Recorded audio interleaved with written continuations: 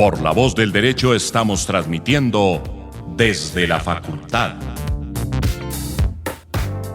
Un espacio hecho por jóvenes para gente joven. Los temas jurídicos desde una perspectiva académica.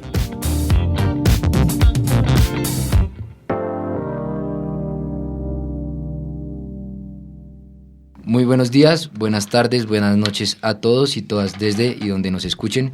Bienvenidos a Desde la Facultad, un programa que incluye La Voz del Derecho, una iniciativa del doctor José Gregorio Hernández. Y el día de hoy vamos a presentar a nuestros panelistas, a quienes van a integrar el día de hoy la discusión. A mi mano derecha tenemos a Juan Francisco Sarta, estudiante de quinto semestre de la Universidad de Javeriana.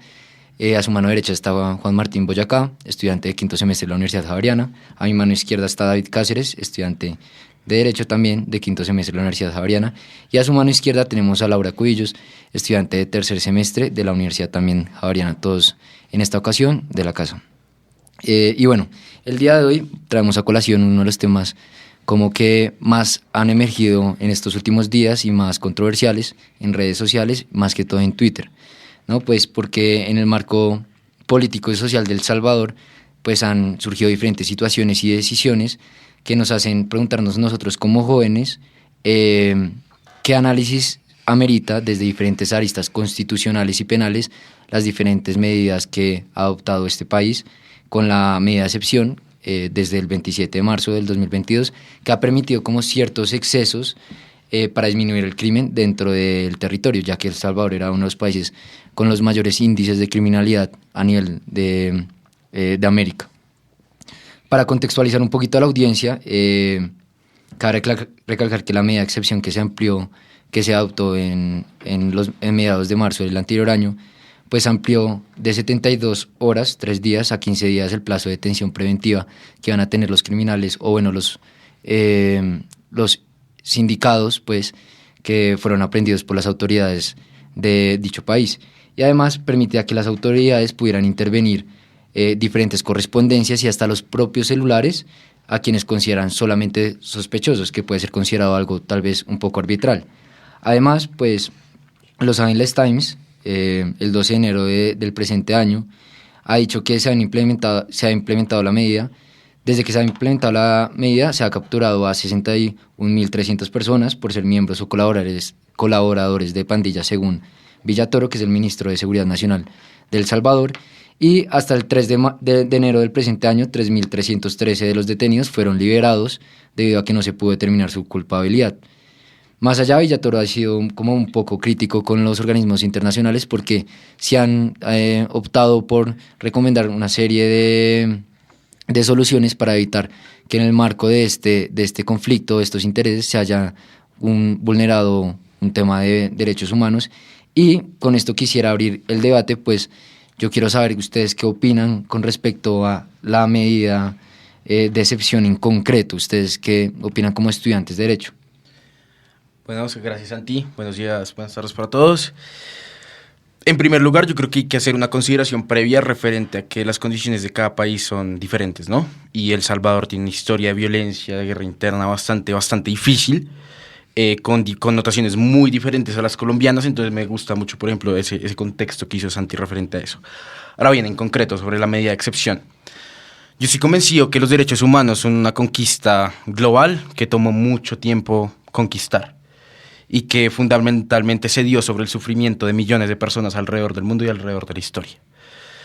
Y si bien los derechos y el derecho constitucional sobre todo premia al pueblo, consagra al pueblo como el constituyente primario y el pilar de la voluntad de lo que se debe hacer con el Estado, pues hay límites que no se pueden pasar, y es el límite de los derechos humanos. Y ahí es siempre el debate que hay en derecho sobre el derecho internacional, ¿no? Pues hasta qué punto están vinculantes las disposiciones de este. Y yo creo que en este momento es cuando se deben ser vinculantes. Porque tenemos la situación de un Estado que ha sufrido mucha violencia y que el presidente llega con medidas que podemos debatir si son efectivas o no. A priori, digamos, con una lectura superficial diríamos que sí, son efectivas, para solucionar un problema a corto plazo, más no a largo plazo. Pero independientemente de los plazos de solución del problema, lo referente a los derechos humanos es un límite que no se puede sobrepasar. De hecho, traigo a colación lo que decía la organización Human Rights Watch a finales del 2022, donde sugería, digamos, tajantemente al presidente Nayib Bukele que quitara el régimen de excepción y lo reemplace con una estrategia sostenible y respetuosa de los derechos humanos. Entonces, yo creo que lo que se está haciendo en Salvador obedece a que el pueblo estaba cansado y eso le da una legitimidad, por decirlo así, ilusa. Porque claro, el pueblo se para y dice como de un día a otro pasan 300 días sin que haya un solo homicidio cuando antes había un montón. La gente puede salir con seguridad a sus calles. Pero puede sonar cliché, pero cuando el fin justifica los medios, yo creo que nunca. Sí, Bueno. claro. Y yo creo que ahí, antes de darle paso a lo que quería ofrecer Juan Francisco a la discusión, es que algo de los aspectos más importantes es que la Constitución de El Salvador en su preámbulo menciona que este Estado nacional con base se va a basar en el respeto a la dignidad de la persona humana, en la construcción de una sociedad más justa, esencia de la democracia y al espíritu de libertad y justicia, valores de nuestra herencia humanista. Yo creo que esto me acuerda mucho como a nuestras clases de constitucional cuando nosotros analizamos el preámbulo de la Constitución del 91 a la luz de uno de los conceptos o de los componentes más importantes que incluye nuestra Constitución, que fue la dignidad humana. Entonces, ¿hasta qué punto pues se ve vulnerada o discutida este componente que sostiene el Estado social de derecho, haciendo la diferencia de que El Salvador no es un Estado social de derecho, sino un Estado democrático de derecho, ¿no? Sí, yo básicamente quería acotar en relación a lo que mencionaba David. Primeramente, pues saludarlos a todos. Quería decir que me parece importante entender también que las medidas o los regímenes de excepción están contemplados por algo. La situación de El Salvador era crítica en todo sentido, especialmente en materia de seguridad. Y yo creo que la discusión entonces no debe versar tanto entre la constitucionalidad o no de una medida de excepción o la favorabilidad de una medida de excepción o no, sino es que acá nos encontramos que se ha prorrogado por un tiempo demasiado largo en mi concepto. Son 10 veces que ha pedido Bukele que se prorrogue y 10 veces que la Asamblea Legislativa se la ha aceptado. Es una medida de excepción, su mismo nombre lo indica. Esto no es para gobernar, como pasó en Colombia mucho tiempo, bajo un régimen pues similar. Y en relación a lo que mencionaba David con los organismos internacionales, yo siento que ellos también son un poco veedores y me parece importante la apreciación de ellos porque mal que bien se dedican a estudiar todos estos fenómenos, y no es meternos un poco en si debería o no existir una medida de excepción, sino hasta qué punto esa medida de excepción deja de ser de excepción precisamente, y cómo esa medida de excepción que, digamos, se plantea con el fin de salvaguardar una serie de derechos, en este caso en El Salvador, puede terminar siendo aún más perjudicial que lo que existía antes. A mí también me parece muy importante ese tema, por ejemplo, el hecho de la medida de excepción, internamente la han aceptado, y la aceptaron de hecho 67 de los 84 representantes del Congreso. Ese es más de una tercera, cuarta parte de lo que se necesitaba pues, para aceptar la medida de excepción, que eso está consagrado en el artículo 29 de la Constitución de El Salvador. Y de hecho, fueron muy pocos los que votaron en contra, porque Exacto. hubo abstenciones y hubo uno que se salió, pero fueron muy pocos los que votaron en contra. Exacto, eso nos dice que sí es una medida que está siendo aceptada y que está siendo legítima en el interior. Pero yo creo que también es muy importante, si estamos hablando de derechos humanos, derechos fundamentales, ver las instituciones internacionales que dicen. Ahí también en The Human Rights Watch hablaban mucho acerca de la opinión del Comité de Derechos Humanos de la ONU, que eran expertos analizando este tema y decían que de hecho El Salvador no está en una situación de estado de excepción, o no debió haberse planteado como esto, porque según el Pacto Internacional de los Derechos Civiles y Políticos, en el artículo 4 dicen que se pueden poner en estado de excepción cuando están atentando contra la vida de la nación. La ONU dice, no están atentando contra la vida de la nación, y además de que no están atentando contra la vida de la nación, es claro que están rompiendo muchos artículos de este pacto internacional, entre esos el artículo 7, el 16 y el 17, que son casi que la mitad de los 3 artículos de los que en el artículo 4 dice, sí, se pueden limitar los derechos fundamentales de las personas, menos los de estos artículos. Menciona 4 o 5 artículos. Si de esos 4 o 5 artículos estamos violando 3, qué tan constitucional y qué tan legítimo es verlo pues desde un punto internacional. O sea. Sí, y pues más allá de esta medida, yo creo que pues lo que decía Laura con respecto a los organismos internacionales, quisiera recalcar y enfatizar en lo que ha dicho reiteradas veces el ministro Villatoro, pues también hay que analizar el punto de vista hasta qué punto la intervención de los organismos internacionales pueden limitar la soberanía nacional de todos los países, que yo creo que ha sido una discusión no solo en Salvador, sino hasta acá en Colombia. Y pues hay algo que se llama, o pues que nosotros hemos analizado a la luz de lo que es la limitación externa, que es hasta qué punto los pactos internacionales pueden limitar el actuar, por ejemplo, de los gobiernos de turno en los diferentes países. Y lo que se critica en este punto es que los organismos internacionales no pueden criticar las medidas de Nayib Bukele, puesto que sí han mostrado resultados, y eso es lo que específicamente se vuelve como supremamente difícil es tocar este punto en esta discusión. Y es que efectivamente la medida de excepción sí ha mostrado ciertos avances y ciertas soluciones favorables con respecto al índice de criminalidad que se ha habido en ese país. Tanto así que no se vivió ni un solo homicidio en 3 meses. Pero hay que también analizarlo desde otro punto. No hubo ningún homicidio por parte de estas organizaciones criminales, pero no se incluyen las cifras de los homicidios por parte de las autoridades nacionales en contra de esas organizaciones criminales. Entonces toca evaluar y ponderar hasta qué punto se le dio la permisibilidad a esas autoridades nacionales para actuar, contrarrestándolo con las soluciones y los avances en medidas en materia de seguridad que ha logrado ese país, hasta el punto de volverlo uno de los países más seguros de América. Sí, Santiago, a mí me gustaría pues, 2 comentarios muy breves. El primero con respecto al tema pues, digamos que de toda este conflicto internacional, nacional que puede existir pues, dentro de El Salvador, y con respecto a pues digamos que a todas las organizaciones de derechos humanos internacionales que hay. Y es que, y trayéndolo también a un ejemplo colombiano, nosotros nos salimos del Pacto de Bogotá, por ejemplo. Nos salimos del Pacto de Bogotá. ¿Por qué? Pues porque evidentemente no estábamos de acuerdo con la decisión de la Corte Internacional de Justicia, pues con respecto al caso de Nicaragua-Colombia.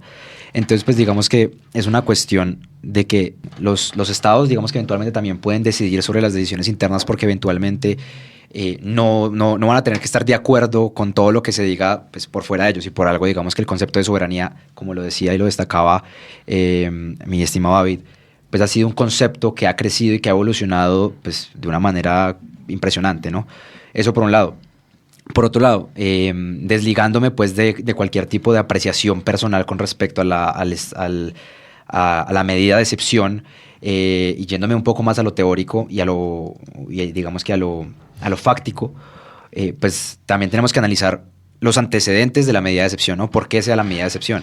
Y es que Nayib Bukele llega en el 2019 a la presidencia de El Salvador, y el 26 de marzo del 2022 se registran alrededor de 62 personas asesinadas por parte de las pandillas, y dejando un total de homicidios de 87 personas, ¿no? Entonces, pues cuando uno empieza a ver que son 87 personas las que fueron asesinadas en solamente pues, 2-3 días, en realidad es algo preocupante. Y entiendo el punto pues, de Laura, en el cual digamos que no se puede digamos que apelar a que se están cometiendo crímenes en contra de toda la nación, pero sí me parece importante darle cierto reconocimiento a las víctimas pues, de esa catastrófica masacre, porque pues, indiscutiblemente 87 personas en 2-3 días pues, es un número considerable de gente, más porque eso repercute en familias, en amigos, bueno, etcétera.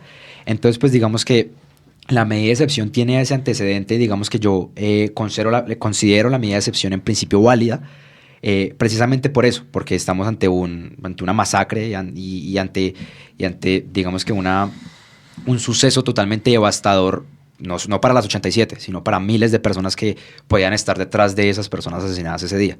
Entonces, pues digamos que como para dejar un poco sentado el argumento de por qué la medida de excepción en principio estaba totalmente justificada. Sí, claro, y a raíz de la intervención de Juan Martín, me permite hacer la aclaración, y es que al fin y al cabo nosotros lo que estamos haciendo respecto al análisis de la medida de excepción no es dar una opinión simplemente política y personal, sino viendo el punto de vista más jurídico y analizar si esta medida fue legítima con respecto a la opción que se tomó por parte del gobierno de Nayib Bukele, y su extensión y su prórroga hasta el día de hoy, que aún sigue teniendo la medida de excepción en el país. Y recordar que En efecto, para aquellos que dicen que es una dictadura o no, pues más allá de todo, Nayib Bukele fue elegido democráticamente, ¿sí? Los índices, o de hecho, no es un tema, una discusión de si es de derecha o izquierda, porque es más, el mismo Nayib Bukele hace ya varios años, o al principio es cuando él logró la alcaldía de la capital principal de El Salvador, él pertenecía a un movimiento político de izquierda. Y una vez se salió, empezó a como cultivarse en otro espectro político, pero más allá de eso, pues fue elegido por el pueblo y por el constituyente primario que reiteraba en la anterior intervención David. Y asimismo, como también reiteró Laura, el Congreso, mismo también elegido por el pueblo, ha sido quien ha permitido que se haya prorrogado la medida de excepción, pues por los positivos resultados que ha obtenido esa medida. Entonces, más allá de si es buena o mala, pues efectivamente la medida ha sido legítima y ha sido legitimizada por el pueblo. No ha sido legitimizada por los políticos o el gobierno o el ejecutivo del país, sino precisamente por el constituyente primario, ¿no? Y desligando un poco esta discusión de la medida de excepción, cabe resaltar ahora la política criminal que fue adoptada a raíz de la medida de excepción. Entonces, ¿hasta qué punto la medida de excepción, pese a que es legítima, ha abierto la puerta para que haya una vulneración de diferentes derechos, como el derecho al debido proceso, derecho a ciertos derechos fundamentales, como la integridad de la vida, ¿sí? Porque a la luz también de estas capturas que se dieron en el marco de la medida de excepción, han habido diferentes torturas por parte de las autoridades, que eso tampoco hay que ocultarlo, hay que decirlo sin ningún tipo de filtro, y asimismo se han optado por tomar decisiones como, por ejemplo, que aquellos que han sido capturados no tengan derecho a un abogado, o por ejemplo el tema de intervenir la correspondencia de los celulares sin una orden judicial, o por ejemplo el hecho de disminuir de 16 años a 12 años con el fin de que las personas judicializadas puedan hacer parte de los medios de los centros de reclusión penitenciario.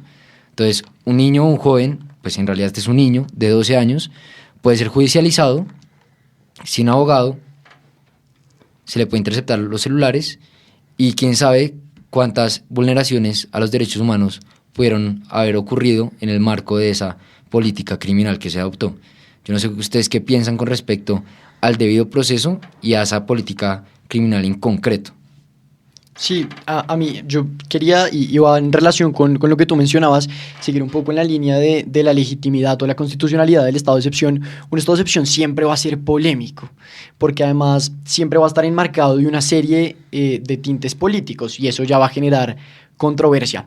Yo creo que los antecedentes que presentaba muy bien Juan Martín pues dan cuenta de una situación muy grave en El Salvador, y yo creo que eso de cierta manera le da legitimidad a que se instaure esta medida. Ahora bien, soy reiterativo con el tema de 10 veces. Yo creo que ahí se va desfigurando un poco digamos que la medida y también la legitimidad de la misma.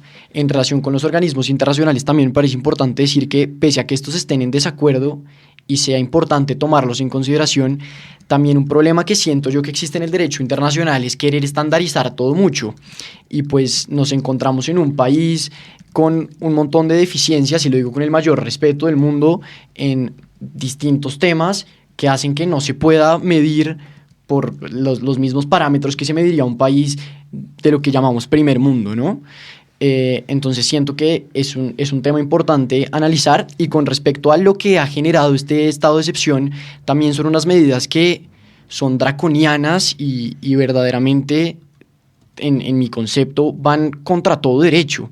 Yo entiendo que en la medida de excepción se van a restringir una serie de garantías, incluso constitucionales, pero pasar de 72 horas a 15 días el término para poder detener a alguien preventivamente me parece totalmente absurdo. Y con el tema de los 12 años es muy preocupante, porque si uno se piensa a los 12 años, yo creo que uno no está en la capacidad de entender plenamente lo que significa una pandilla para querer, digamos que, acercarse a ella, o tampoco hemos pensado el caso de los niños que se vieron obligados a vivir esta vida. Un niño que a los 12 años solo conoce pandilleros porque creció ahí, pues se le debe juzgar igual que al que por su voluntad decidió cometer una serie de crímenes. Yo creo que no. Y tampoco pueden digamos que querer estandarizar las penas para niños de 12 años, como lo hacen con adultos, y tenerlos en el mismo centro de reclusión, que no sé si alguno ha tenido ocasión de ver las fotos, pero de verdad que eso es un campo de concentración total. Yo creo que sobre eso no hay debate. No sé si llamarlo un campo de concentración, porque de hecho esas fueron las palabras que usó Gustavo Petro, que más adelante Sí. abordaremos la discusión, pero yo creo que es algo, yo creo un poco sensible hablar de un campo de concentración. Yo sobre el campo de concentración sí no estoy tan de acuerdo con la denominación, en el sentido de que sí hay una clara diferencia. Creo que estamos de acuerdo en que hay una violación clara a los derechos humanos y es una problemática gigantesca. Pero el campo de concentración, digamos, con su tradición de la Segunda Guerra Mundial, pues se fundamentaba sobre todo en una discriminación por las creencias, la raza, etcétera, etcétera. Acá no es tanto un contenido discriminativo, sino más penal, hasta donde está llegando el derecho penal y discriminando, digamos, por el sentido de haber hecho una violación a los derechos de las otras personas. O sea, creo que es importante dejar en claro como esas dos connotaciones, porque no es lo mismo. O sea, una cosa es diferenciar y discriminar a una persona por sus creencias, por lo que cree, por su raza, por su género, y otra es pues porque sea un criminal y se le estén vulnerando derechos, que no está bien, ni mucho menos. Pero es que yo siento que ahí también el debate radica en el hecho de que no sabemos si son o no criminales. Muy seguramente muchos de los que están hoy en día recluidos lo serán, pero sin derecho a un abogado y sin derecho a una defensa, hasta el momento todos son inocentes. Sí. Porque es que a ninguno se le ha hecho un debido proceso. Y digamos que yo creo que cuando el derecho penal se extralimita y cuando empezamos a tratar a seres humanos, porque pandilleros o no, que hayan cometido crímenes o no, siguen siendo humanos, cuando los empezamos a tratar de esa manera, los estamos discriminando de los demás, ¿no? Y los estamos además deshumanizando. Pero entiendo muy bien el punto de por qué no llamarlo un campo de concentración, y entonces bajo esa línea, digamos que entiendo perfectamente la idea. Yo creo entonces que entenderlo más en el marco de si vemos las condiciones en las que viven, sí me parecen en cierta medida equiparables a cómo se vivía en un campo de concentración. De pronto sería un poco más la precisión, no, porque creo que el contenido histórico indiscutiblemente pues es muy distinto. De acuerdo. Sí, yo creo que ahí, para limitar un poco la discusión, no es hablar como tal de un campo de concentración, sino hablarlo desde una perspectiva penal con respecto a si ese derecho penal es de autor, en vez de acto.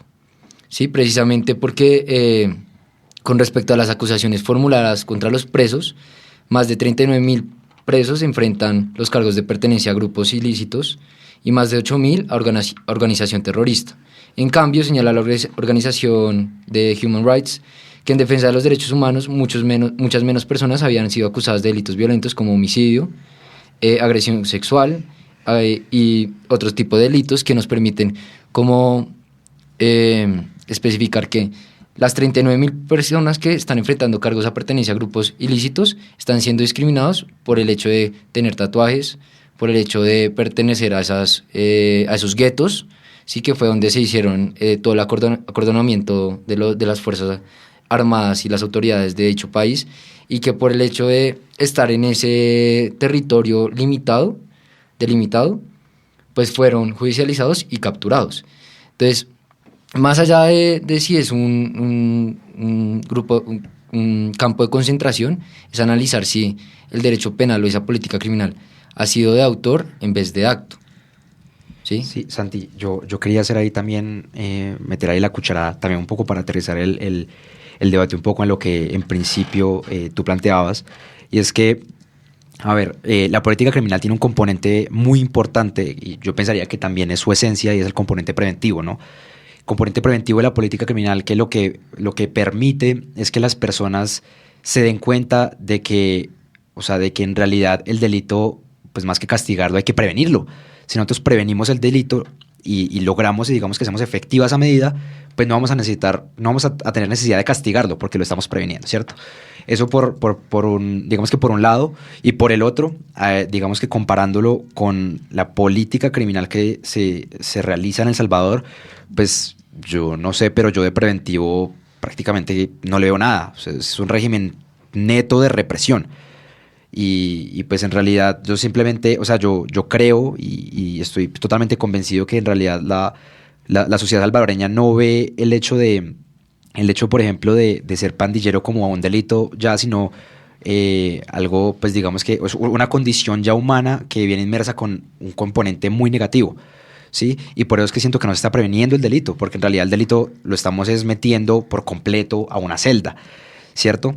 Y me quiero referir, pues digamos, a unos puntos específicos con base en las reformas como más fundamentales y sustanciales que se le realizan, pues digamos, al Código Penal de El Salvador, y es pues lo que ya hemos venido comentando sobre los niños de 12 años, pues es algo totalmente impensable que a los 12 años le podamos exigir a un niño que tal vez creció en unas circunstancias socioeconómicas y socioculturales en las cuales tal vez se puede ver obligado a pertenecer a una de estas pandillas, como lo vemos en Colombia con el tema de las guerrillas, por un lado.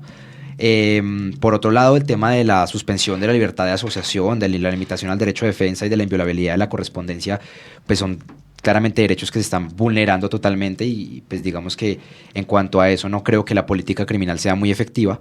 Y lo último que me parece también muy importante es que a la policía no se le exige un procedimiento especial para llevar a cabo una captura, que eso es algo muy peligroso, porque estamos dejando al discernimiento prácticamente de un oficial de policía.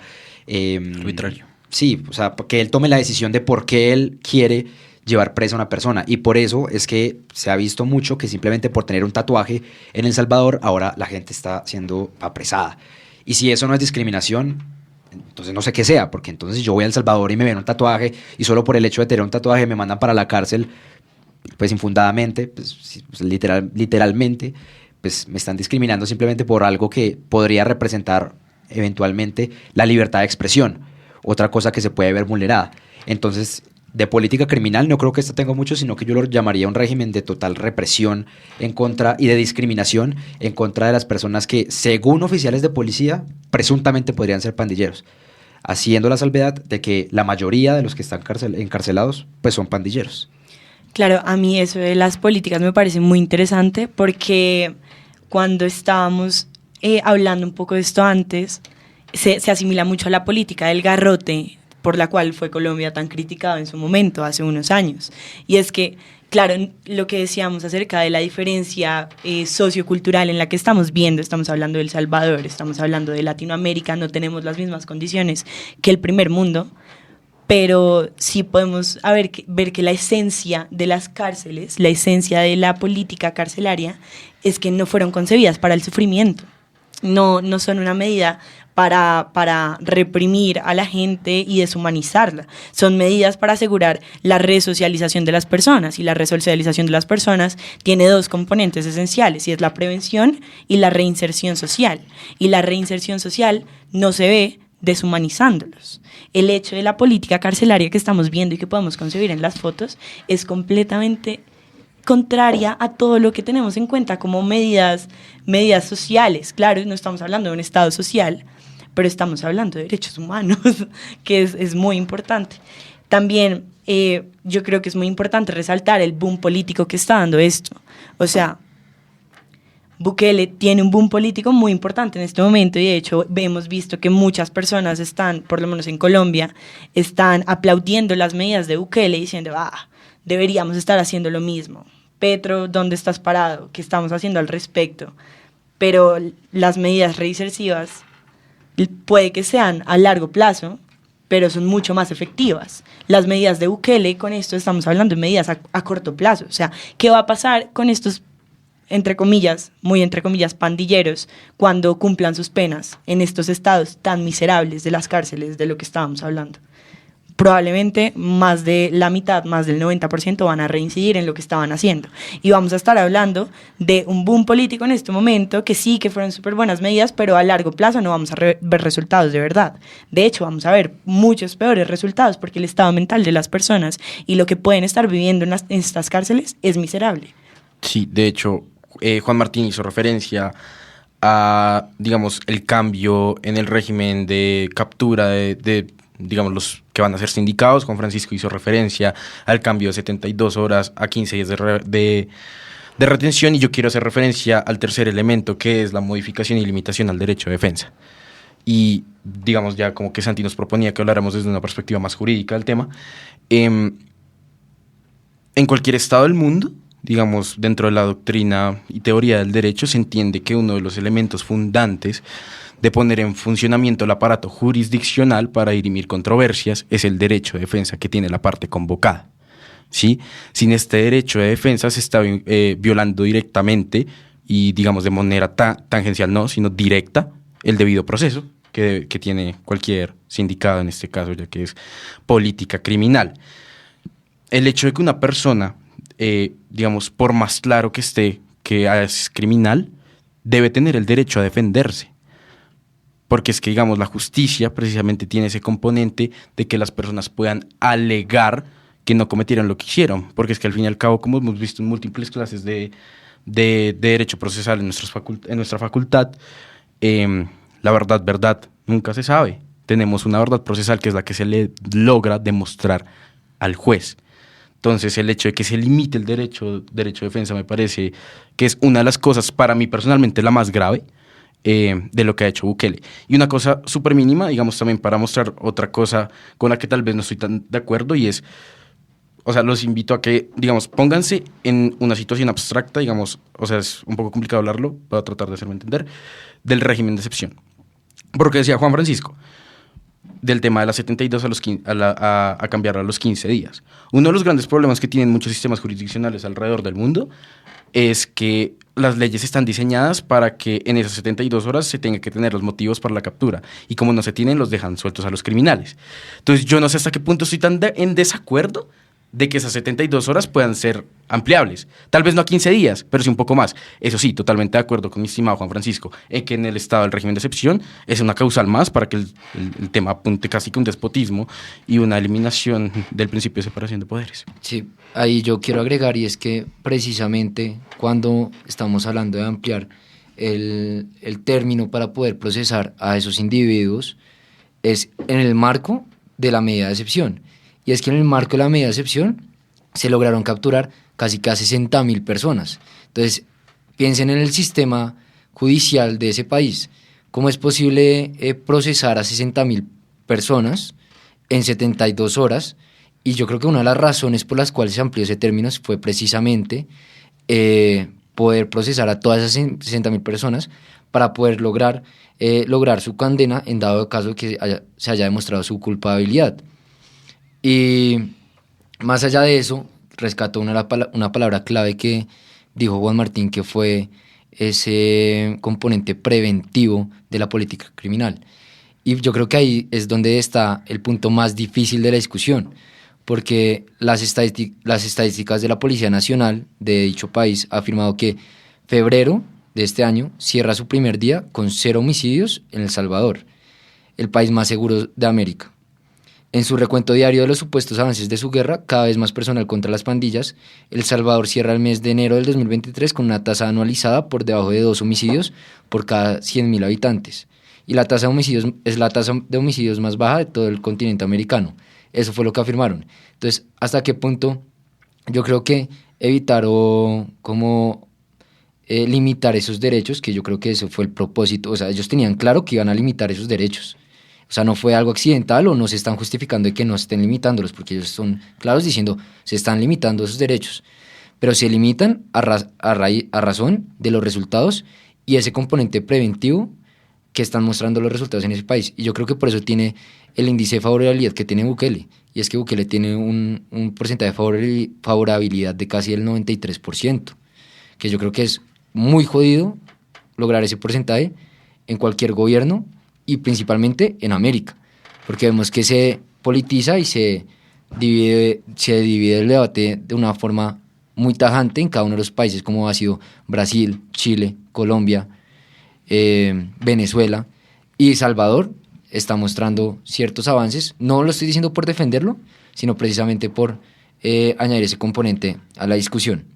Pero esto me permite precisamente adelantar el debate un poco al análisis y el contraste que nosotros vamos a hacer con Colombia. Y fue, no sé si ustedes vieron la discusión que tuvo Petro con Bukele, pues mencionando que, voy a citar a Petro, dice: ustedes pueden ver en redes las fotos terribles, no me puedo meter en otros países del campo de concentración de El Salvador, que fue la palabra que resaltamos hace un momento en el debate, lleno de jóvenes, miles y miles encarcelados, que le da a uno escalofríos. Y dijo posteriormente: yo creo que hay gente a la que le gusta eso, indudablemente, ver a la juventud dentro de las cárceles y creen que eso es la seguridad y se disparan las popularidades. Entonces fue muy controversial porque además Petro comparó, después de que Bukele le contestó diciéndole que en Bogotá se han reducido los homicidios desde el año 2012, algo así, hasta hoy en día. Pero Bukele asimismo le respondió que solamente estaba analizando los índices de Bogotá y no de toda Colombia. Desde el 93, Santi. Desde el 93. Me corrijo Boyacá. Desde el 93. Y yo creo que es muy diferente hacer ese contraste o esa comparación porque son situaciones completamente diferentes. Lo que se logró acá en Colombia fue un avance de años, grupos terroristas, las FARC, ELN, M-19, diferente a Salvador, que fue algo completamente diferente relacionado con las pandillas y algo que se logró en meses, ¿sí? Entonces yo creo que el análisis es un poco diferente, pero ¿qué creen que pasaría si Colombia hubiésemos adoptado esa medida, por ejemplo, en el 93, en el 80, en los 60? ¿Se hubiese logrado algo similar? Yo quisiera aprovechar porque quisiera acotar o ayudarme a agarrarme de algo que mencionaba ahorita Laura, pero que también mencionó Santiago, porque creo que se entrelaza muy bien con la discusión entre Petro y Bukele. Y es el tema que nosotros también debemos entender, que al vivir como colombianos en un estado social de derecho, al ser nosotros estudiantes de derecho y más en una universidad como la Javeriana, también tenemos, digamos que ese apellido social muy marcado. Entender que nosotros también tenemos la vara muy alta, ¿no? Porque amparados y estudiando una constitución tan garantista y demás, pues nos puede, si cabe la expresión, pegar un poco más duro. No obstante, esto no significa que cuando uno no sea un estado social de derecho, sino netamente un estado de derecho, pueda vulnerar derechos fundamentales. No quería tampoco dejar de lado la participación de David en cuanto a las horas. Yo siento que también se puede invertir un poco la moneda. Si es tan efectivo el sistema de Bukele para capturar presuntos delincuentes, pues entonces vuelva y captúrelos. Pero tenerlos 15 días preventivamente me parece un abuso. Y ahora sí, entrando al tema que propone Santiago, yo siento que esto debe mirarse no solamente desde un tinte jurídico, sino político. Acá este rifirrafe se da porque Bukele ha tomado unas posturas con las que Petro quiere proponer, digamos que la jugada contraria. Y no estoy defendiendo ni al uno ni al otro, porque creo que los dos tendrán alguna cosa buena y alguna o muchas cosas reprochables. Yo siento que uno, como jefe de Estado, como jefe de gobierno de un país, su misión no es meterse en los asuntos de otro país. Pero sí me parece importante que uno puede llegar a comentar, digamos, si se siente con la autoridad moral, con la experiencia y demás, pero no de la manera en la que lo hizo Petro. Y la respuesta de Bukele también, eso simplemente genera un boom mediático que, a propósito de lo que mencionaba sobre la popularidad de Bukele Santiago, hasta qué punto ese indicador, digamos, es real en su trasfondo, ¿no? Porque de cara a las políticas de Bukele también vemos cómo él ha manejado la prensa a su gusto. ¿Hasta qué punto nosotros podemos saber que los salvadoreños conocen el trasfondo de las medidas de Bukele o que solo conocen las cifras que son efectivas? Por supuesto que efectivas, pero yo creo que uno tendría que llegar a analizar un poco más allá.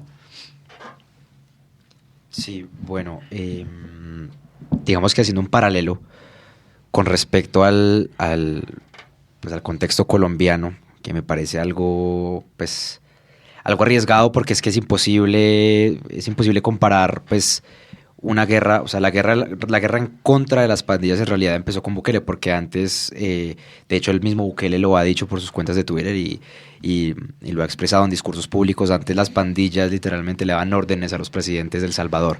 Entonces la guerra contra las pandillas empieza en el 2019 y estamos a 2023. Nosotros llevamos 70 años de una guerra en la que no hemos tenido 5 pandillas. Hemos tenido, no sé, unos 10 ejércitos insurgentes y 10 ejércitos guerrilleros. Y cuando digo ejércitos es porque son ejércitos de miles de personas. Y porque sí han tenido un ideal político marcado. O al menos esa es la premisa de las guerrillas, ¿no? Ya que se haya deformado o cualquier otra circunstancia, digamos que eso ya queda para otro debate. Pero para el debate actual, digamos que las guerrillas sí tuvieron un tinte político y eso es algo pues innegociable, ¿cierto? Entonces, y es lo que ha pasado con las FARC. Nos dan las curules, hacemos la paz. Las pandillas en realidad no perseguían un fin político definido. porque las pandillas en realidad nacen es de la cultura gángster estadounidense. Y un fin económico. Y un fin netamente económico, porque de hecho se beneficiaban de la extorsión a comerciantes pequeños, medianos y altos. Entonces, en realidad, siento que es un poco arriesgado compararlos, pero si yo me pongo a analizar, o sea, si nosotros nos hubiéramos dispuesto a realizar una guerra así de contundente aquí en Colombia, no sé qué tan beneficiados estaríamos, porque tampoco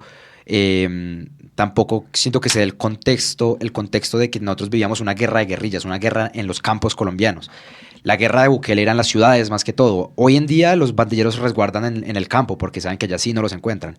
Pero en una guerra netamente de ciudad, nosotros teníamos una guerra del campo, nosotros teníamos una guerra de montañas, nosotros teníamos una guerra de selva, una guerra en la que habían miles de campos minados y era algo, digamos, que yo siento que se nos hubiera salido de las manos y hubiéramos prácticamente que acabado con nuestra fuerza pública, porque era nuestra fuerza pública en contra de 10 guerrillas de miles de personas. Y no solamente guerrillas, pues tampoco podemos dejar de lado los grupos paramilitares. Entonces, si yo lo analizo y hago la comparación entre régimen salvadoreño y régimen colombiano en cuanto a las medidas que hemos adoptado para sobrellevar nuestra guerra y nuestro conflicto, no sé qué tan beneficioso hubiera sido, más como por el contexto de origen de las guerrillas y de formación como tal de la estructuración de la fuerza pública colombiana con respecto a dicho particular. Totalmente de acuerdo con Juan Martín, y de hecho me remonto a mi primera intervención en este episodio, y es que las condiciones de creación y, digamos, de disolución también de, digamos, los grupos armados al margen de la ley son muy diferentes en todos los países del mundo, y asimismo la forma de solucionarlo.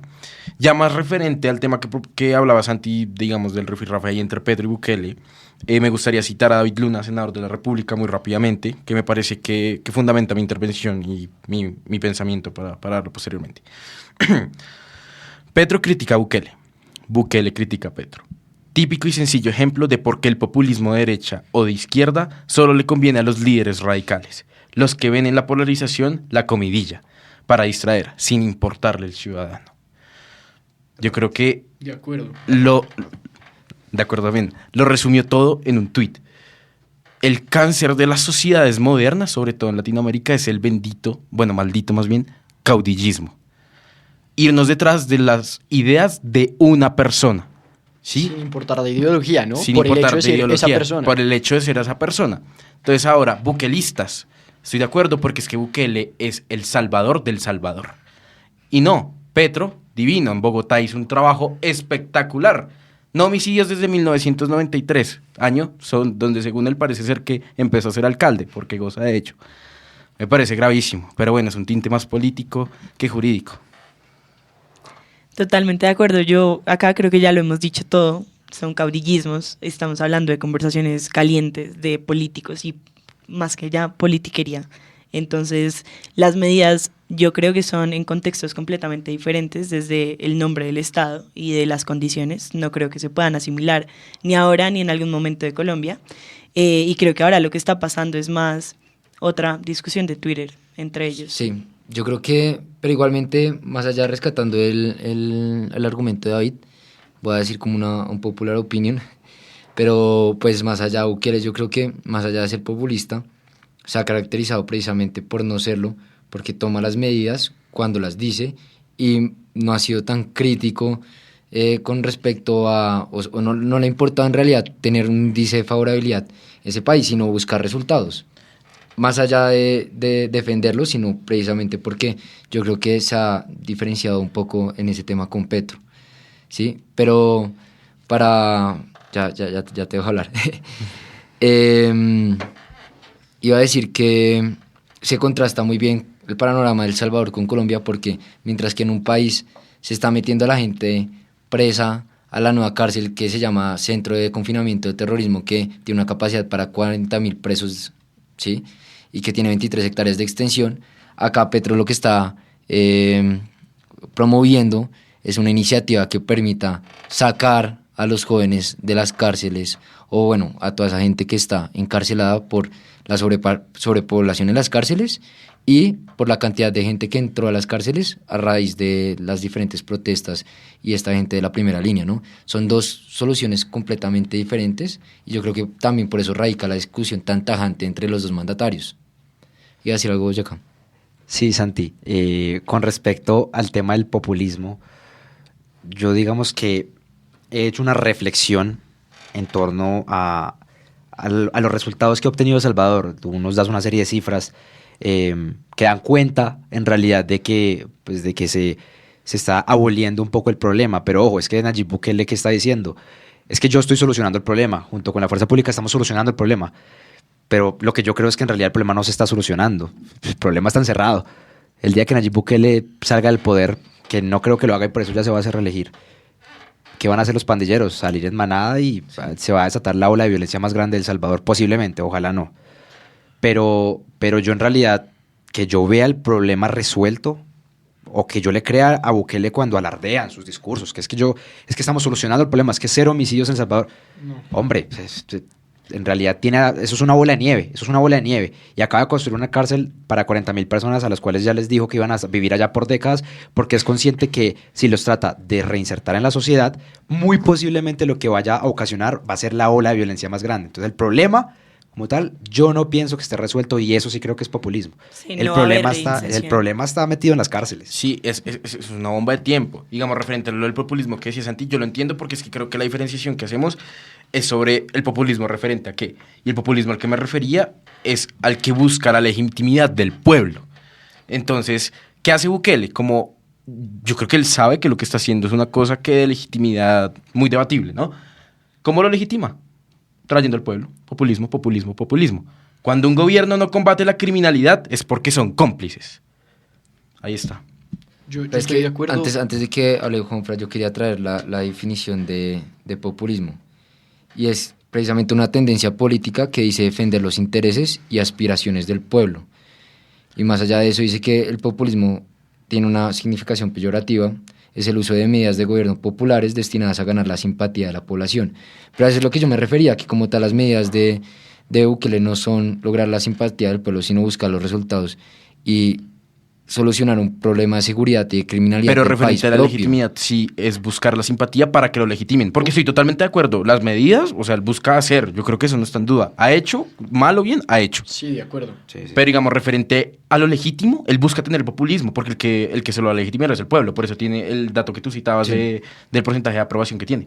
Pero Juan Martín también mencionaba algo, y es que el hecho de que estas medidas, mejor dicho, la búsqueda de Bukele es solucionar el problema de seguridad y esa guerra contra las pandillas que ha aterrorizado a El Salvador mucho tiempo. No lo está haciendo. Como decía, yo creo que la expresión la tiene Juan Martín, y es encarcelar el problema en una celda.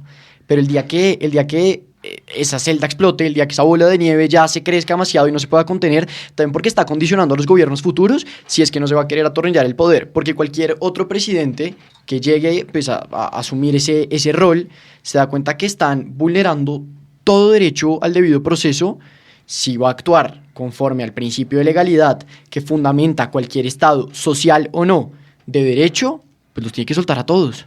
Y también yo creo que no podemos olvidar que él está manejando los medios, o sea, él está manejando la narrativa que se está contando ahora. O sea, estamos hablando de que sí, que hay un montón de presos en las cárceles, pero ¿qué está pasando con ellos adentro, con las familias de los presuntos delincuentes? ¿Qué está pasando con todo lo que no están contando por la radio, por los periódicos? ¿Dónde está la información completa, ¿no? Eso no lo tenemos aún, y yo creo que eso es muy importante, y por eso es que, desde mi punto de vista, por eso es que aún su popularidad sigue tan alta, porque la narrativa que se está contando desde El Salvador es lo que Bukele quiere, no lo que está pasando. Esto lo vamos a saber después. De hecho, pues lo que decía Juan Martín es que lo que está haciendo es en realidad encerrar temporalmente el problema, es pensar qué va a pasar después. En realidad, ahí sí se puede convertir en un campo de concentración si decide exterminar y hacer una limpieza social dentro de la cárcel, yo qué sé. ¿Sí? Pero entonces, ¿qué va a pasar después? Porque se está olvidando uno de los componentes muy importantes que resalta Laura en una de sus intervenciones anteriores, que es la resocialización, que se pretende con esa medida de meter esos criminales a la prisión, y es que se mueran ahí.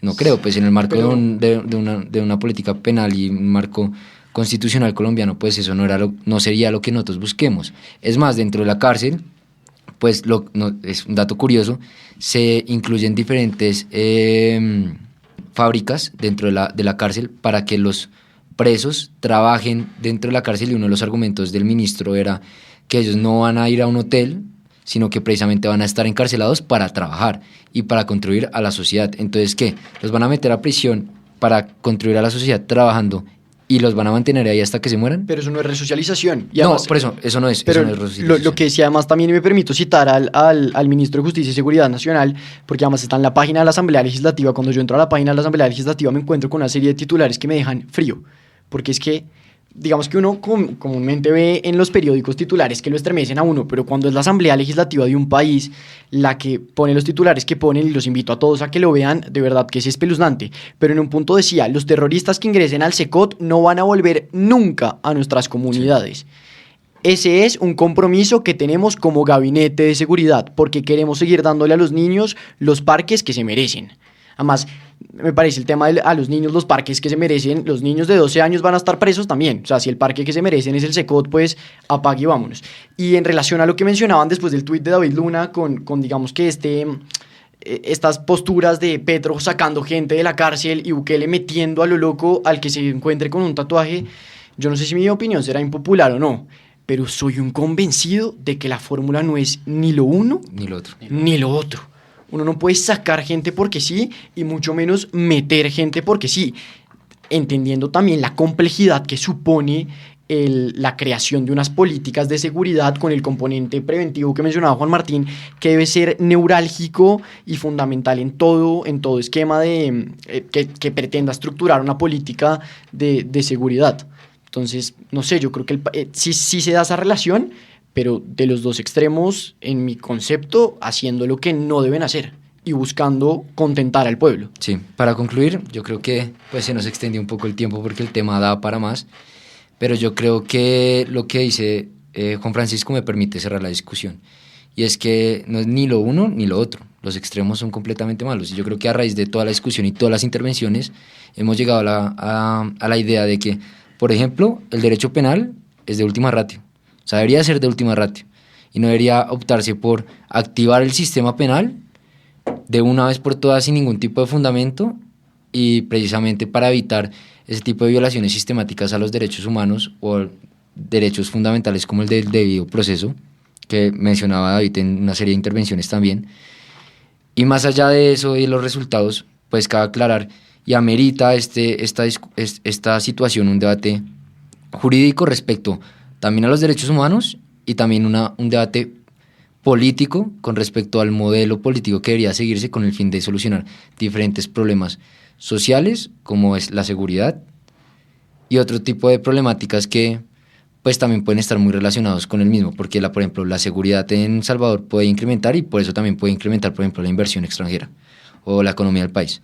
Entonces yo creo que son muchas aristas que se pueden analizar, pero yo creo que llegamos al punto común de que todos los extremos son malos y no es ni lo uno ni lo otro. Yo creo que perfectamente lo resumió Juan Francisco.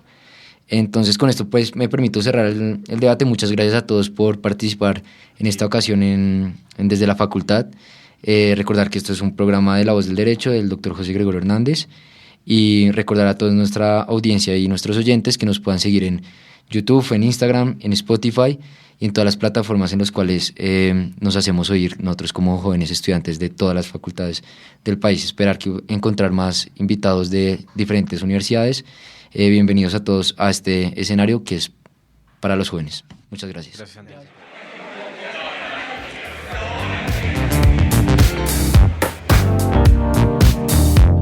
En La Voz del Derecho hemos transmitido Desde la Facultad, un espacio hecho por jóvenes para gente joven. Los temas jurídicos desde una perspectiva académica. Desde la Facultad.